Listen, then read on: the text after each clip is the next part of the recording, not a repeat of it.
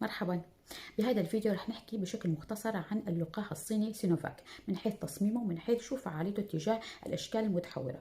بالنسبة لي اللقاح اسمه كورونا فاك وبتصنعه الشركة الصينية سينوفاك. بيعتمد بتصميمه على الطريقة التقليدية اللي هي بياخدوا الفيروس اللي بسبب الكوفيد وبيعملوا على تعطيله، بحيث انه بيعاملوه بمواد كيميائية، فما بيبقى عندنا غير القشرة او خلينا نقول الغلاف الخارجي للفيروس، وبالتالي بصير عندنا غير ممرض، وبيمزجوه مع كمية ضئيلة جدا من الألومنيوم لأنه بيساعد هذا على تحفيز جهاز المناعة. بينعطى على شكل جرعتين بيناتهم 3 أسابيع. بالنسبة للفعالية حسب الدراسات السريرية اللي تمت بالبرازيل، فالفعالية في الحماية من الإصابة بالكوفيد هي 50%، بينما بتشيلي اللي هي دراسة أحدث ففعاليته 65% في الحماية من الإصابة بالكوفيد.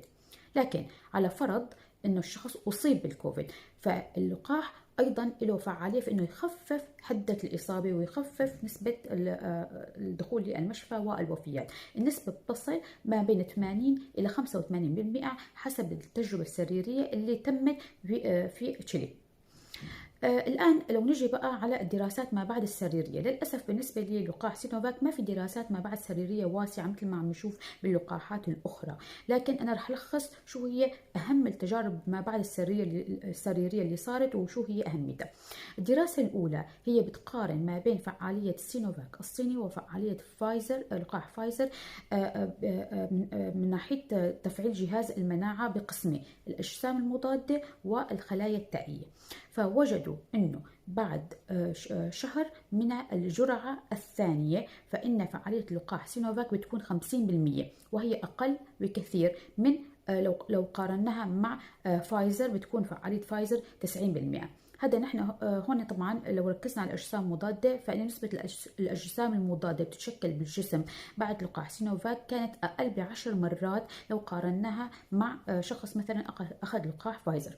لكن بهمنا ايضا ليس فقط انه نركز على الاجسام المضاده، لو اطلعنا على الاسم الاخر من جهاز المناعه اللي هو الخلايا التائيه، وجدوا ان نسبه الخلايا التائيه عند الشخص اللي اخذ لقاح فايزر ولا اخذ لقاح سينوفاك يعني قريبه من بعضها.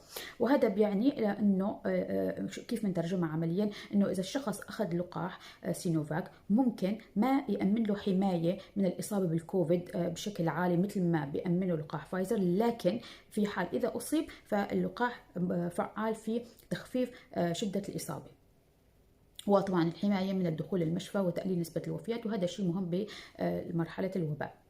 الآن الدراسة الثانية اللي هي درست فعالية لقاح سينوفاك على الشكل المتحور البرازيلي اللي هو P1، فوجدوا أنه اللقاح غير فعال.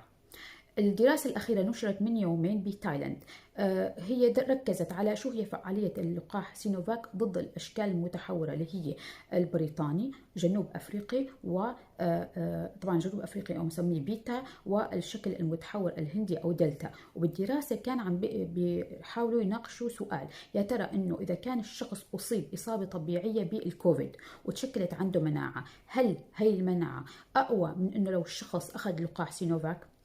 ركزوا بهالموضوع على قسم واحد من جهاز المناعة اللي هو فقط الأجسام المضادة، يعني ما درسوا الخلايا التائية، ووجدوا كالتالي: إنه إذا نحن عطينا مجموعة من الأشخاص اللقاح ومجموعة من الأشخاص كان في عندهم إصابة بالكوفيد وقسنا هالأجسام المضادة، فنسبتها بالجسم بعد تلقي لقاح سينوفاك أقل من لو إنه الشخص أصيب إصابة طبيعية.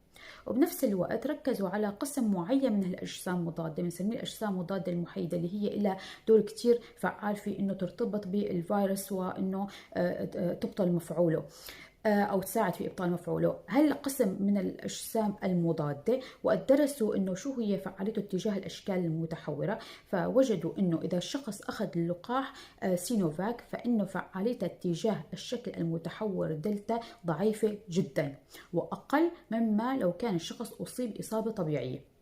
أما بالنسبة لي الأجسام المضادة اللي عم تتشكل واللي طبعا جربوها ضد الشكل المتحور البريطاني والشكل المتحور جنوب أفريقي، فهي فعالة، لا تزال فعالة، لكن أيضا فعاليتها أقل من فعالية الأجسام المضادة اللي هي تشكلت في الجسم بعد الإصابة الطبيعية.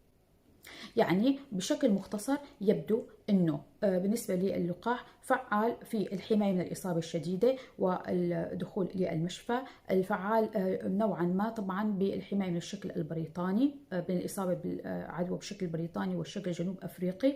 لكن مثل ما قلنا انه بالنسبه لفعاليته تجاه شكل متحور دلتا ضعيفة، اتجاه الشكل المتحور البرازيلي تكاد تكون معدومة. وهذا طبعا لازم ينبهنا إلى أنه الحكومات اللي اعتمدت لقاح سينوفاك قد تلجأ إلى شغلتين: إما أنه تعطي جرعة إضافية من سينوفاك لحتى تقوي الاستجابة المناعية تجاه الأشكال المتحورة، أو أنه تلجأ إلى عملية مزج اللقاحات.